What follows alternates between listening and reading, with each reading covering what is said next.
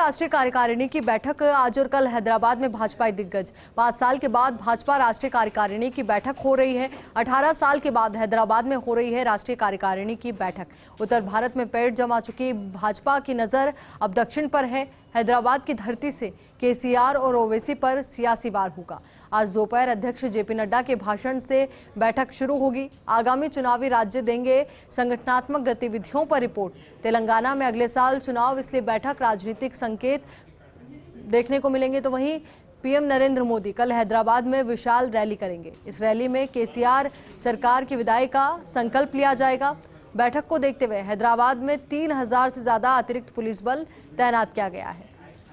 तो अपने आप में बेहद महत्वपूर्ण और बेहद खास ये पूरी बैठक हो जाती है और सबसे बड़ा फोकस यहाँ पर बीजेपी का यही रहेगा कि दक्षिण के राज्यों को साधा जा सके, वहाँ के समीकरणों को साधा जा सके। यही वजह प्रधानमंत्री नरेंद्र मोदी की विशाल रैली भी आपको देखने को मिलेगी। अभी तस्वीरें जरा आप देखिए, जेपी नड्डा आपको तस्वीरों में नजर आ रहे हैं, वसुंधरा राजे भी आपको तस्वीरों में नजर आ रही हैं। अब इसी को लेकर बातचीत के लिए और ज्यादा जानकारी के साथ हमारी सहयोगी और दिल्ली न्यूज एडिटर अदिति नागर हमारे साथ जुड़ चुके हैं।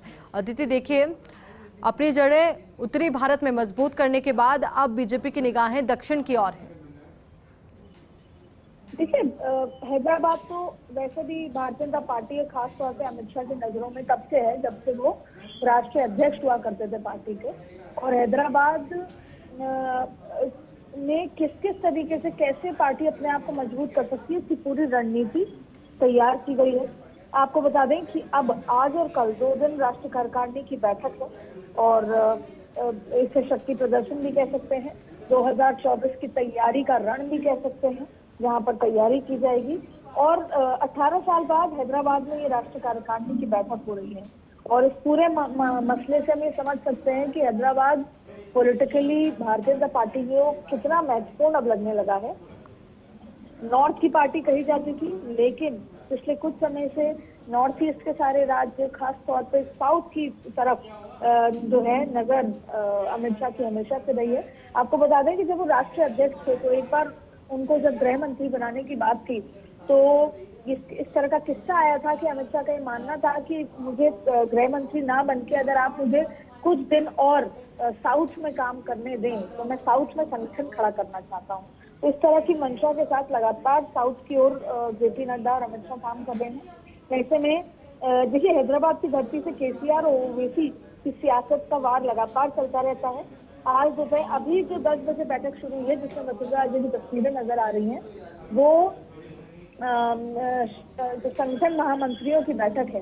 संगठन महामंत्रियों की बैठक में जब भी राष्ट्रीय कार्यकारिणी शुरू होती है, जैसे आज शाम से 4 बजे शुरू होगी, उससे पहले संगठन महामंत्री पूरा मंथन करते हैं और 2 दिन का जो पूरा टाइम टेबल होगा, 2 दिन किस तरीके से क्या प्रस्ताव रखे जाएंगे, क्या रणनीति तय होगी, उस पर चर्चा होती है।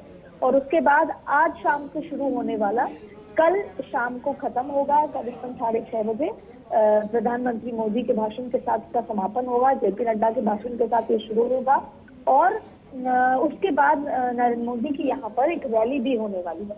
आपको बता दें कि तेलंगाना में अगले साल चुनाव है, इसलिए बैठक राजनीतिक संकेत भी देती है। और प्रधानमंत्री मोदी कल हैदराबाद में एक विशाल रैली करने वाले हैं और इस रैली में केसीआर सरकार की विदाई का संकल्प तो जाहिर तौर पर लिया जाएगा, जिससे जो कार्यकर्ता हैं और 119 विधानसभा वाले हैदराबाद में पिछले 2 दिनों में कितने भी बड़े नेता किसी राष्ट्र, दिल्ली से या कहीं से, देश भर से, और इसमें अगर राजस्थान का योगदान समझें तो देखिए, तेलंगाना में, हैदराबाद में राजस्थान से आए हुए बहुत सारे बिजनेसमैन हैं, बहुत सारे लोग जो है राजस्थान की आबादी यहाँ पर रहती है। तो चाहे फिर वो वसुंधरा राजे हो, चाहे फिर सतीश पूनिया हो, चाहे फिर वो राजस्थान के वाले दिग्गज हो, उनको आगे भी राजस्थान में काम करने को दिया जाएगा। अभी भी वो चाहे ओम माथुर हो, वसुंधरा जी हो, राजेंद्र राठौर हो, सतीश पूनिया हो, 2 रातें विधानसभा में उन्होंने बिताई हैं, अपना संपर्क साधा है। और अगले 1 साल जब तक राजस्थान के चुनाव सत्य नहीं आ जाते, राजस्थान के नेताओं को हैदराबाद में काम करके जो राजस्थान में माइग्रेटेड, हैदराबाद में जो माइग्रेटेड राजस्थानी है, उनके साथ संपर्क साधकर वोट बैंक की राजनीति करने को जरूर कहा जाएगा। फिलहाल हम हैदराबाद में मौजूद हैं। राष्ट्रीय कार्यकारिणी की बैठक शाम 4 बजे शुरू होगी। उससे पहले संगठन महामंत्रियों की बैठक शुरू हो चुकी है। यहाँ एक प्रदर्शनी भी लगाई गई है जिसमें नरेंद्र मोदी के विजय संकल्प का एक बहुत सुंदर तस्वीर चित्र यहाँ बनाया हुआ है। और अभी फिलहाल देखें तो हैदराबाद बिल्कुल भाजपा में नजर आ रहा है। हालांकि कल ये भी माना जा रहा था कि वरंगल, जहाँ पे ओम माथुर गए थे, तो वरंगल के जो बीजेपी का जो ऑफिस था वहां पर कांग्रेस के कार्यकर्ताओं ने हमला किया। इसका कुछ मामला बढ़ गया कि ओम माथुर को डिटेन तक भी किया गया। लेकिन अगले 2 दिन आगे की रणनीति, 2024 की रणनीति और अगले साल जब 1 साल बाद तो हैदराबाद तेलंगाना में चुनाव है, उसको लेकर इन तमाम आगामी चुनावी राज्यों के साथ साथ 2024 की रणनीति पर 2 दिन तक मंथन किया जाएगा। बिल्कुल अदिति, और 5 साल के बाद ये बैठक हो रही है तो अपने आप में बहुत ज़्यादा इंपॉर्टेंट भी ये बैठक हो जाती है और देखना यही महत्वपूर्ण रहेगा कि जो रणनीति बनाई जाती है, जो खाका तैयार किया जाता है, उसका इम्प्लीमेंटेशन किस तरीके से नजर आता है। बहुत बहुत शुक्रिया आपका हमारे साथ जुड़ने के लिए, पूरी बातचीत के लिए। तो तस्वीरें भी जरा आप देखिए, हैदराबाद की तस्वीरें हैं। भाजपा के रंग में रंगा हुआ हैदराबाद नजर आ रहा है। पूरा माहौल भाजपामयी हैदराबाद का हो चला है। तो उद्घाटन हुआ है, शुभारंभ हुआ है। अब उसके बाद जेपी नड्डा का संबोधन आज होगा। प्रधानमंत्री नरेंद्र मोदी की एक विशाल रैली भी होने वाली है। सियासी मायने कई निकाले जा रहे हैं इस बैठक के और कहा यही जा रहा है कि उत्तरी भारत के बाद अब दक्षिणी भारत पर बीजेपी की नजर है और यही वजह कि यहाँ पर ये बैठक रखी गई है। हैदराबाद की संस्कृति की तस्वीर भी आपको नजर आ रही है।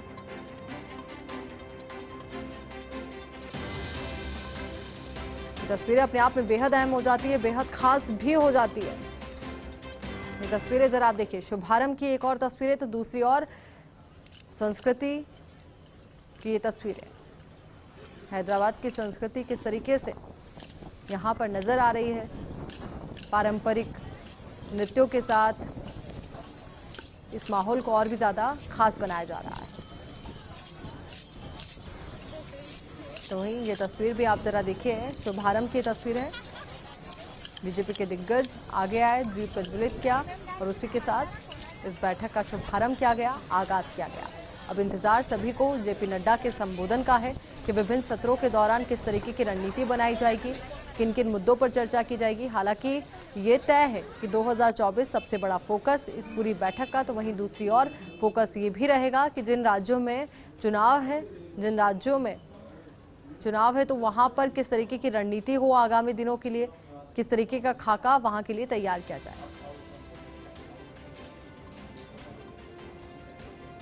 लगातार ये तस्वीरें फर्स्ट इंडिया आपके साथ साझा कर रहा है।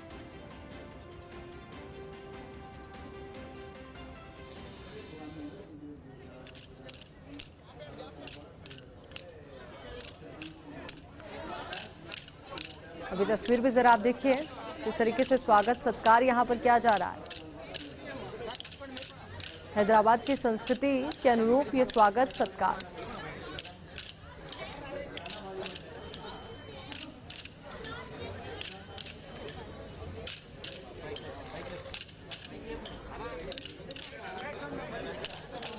तो भाजपा की 2 दिवसीय राष्ट्रीय कार्यकारिणी की बैठक का औपचारिक आगाज हो चुका है। तस्वीरें फर्स्ट इंडिया लगातार आप तक पहुंचा रहा है। अपने आप में बेहद खास और बेहद महत्वपूर्ण ये तस्वीरें और बेहद खास ये तस्वीरें बीजेपी के लिए भी हो जाती हैं, क्योंकि बीजेपी की ओर से शक्ति प्रदर्शन का ये मौका।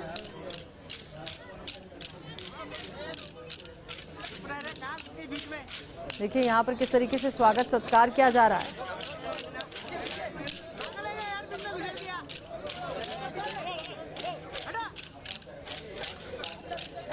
तो आपको बता दें कि भारतीय जनता पार्टी की राष्ट्रीय कार्यकारिणी की 2 दिवसीय बैठक का आगाज है और जेपी नड्डा के संबोधन का आप सब इंतजार कर रहे हैं, क्योंकि उन्हीं के संबोधन के साथ इस बैठक का आगाज होगा।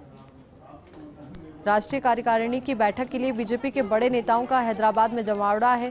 बीजेपी राष्ट्रीय कार्यकारिणी की बैठक से जुड़ी ये बेहद अहम और महत्वपूर्ण तस्वीर। आपको ये भी बता दें कि प्रधानमंत्री के संबोधन के साथ इस बैठक का समापन होगा। 2 दिन ये बैठक चलेगी। भविष्य में पार्टी की क्या रणनीति होगी, इस पर मंथन किया जाएगा। बीजेपी की नई नीतियों और विस्तार पर भी चर्चा की जाएगी। रैलियों में ऐसा काम करते हैं, ये कोलाटम बोलते हैं।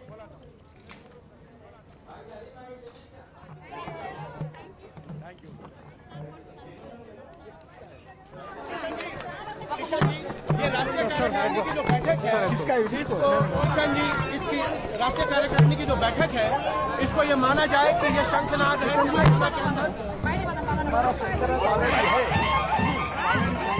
सवाल देखो नहीं, लेकिन विधानसभा चुनाव को देखते हुए इस बार कमल खेल जाएगा 2023 में। बिल्कुल 100%।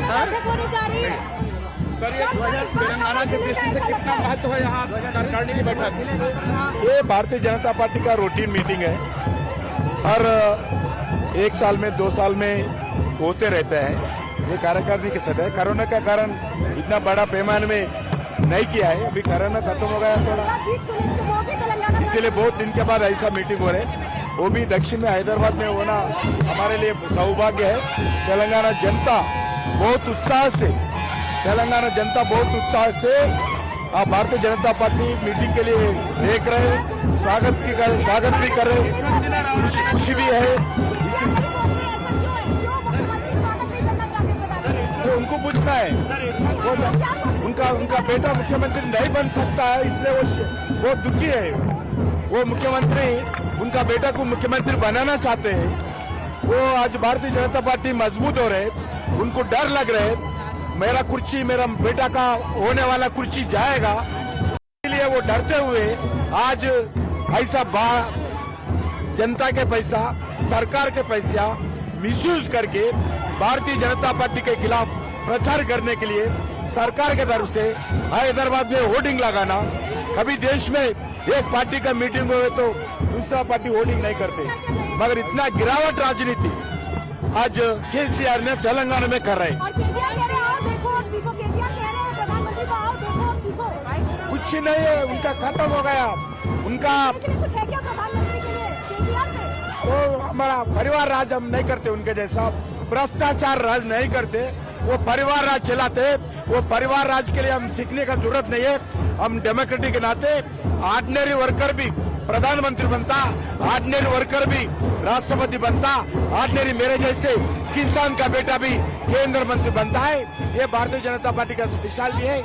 ऐसा पार्टी परिवार राज चलाने वाले, मजलिस पार्टी के साथ घूमने वाले, ऐसे जो भ्रष्टाचार पार्टी चलाने वालों से हमारे को कोई सीखने का जरूरत नहीं है।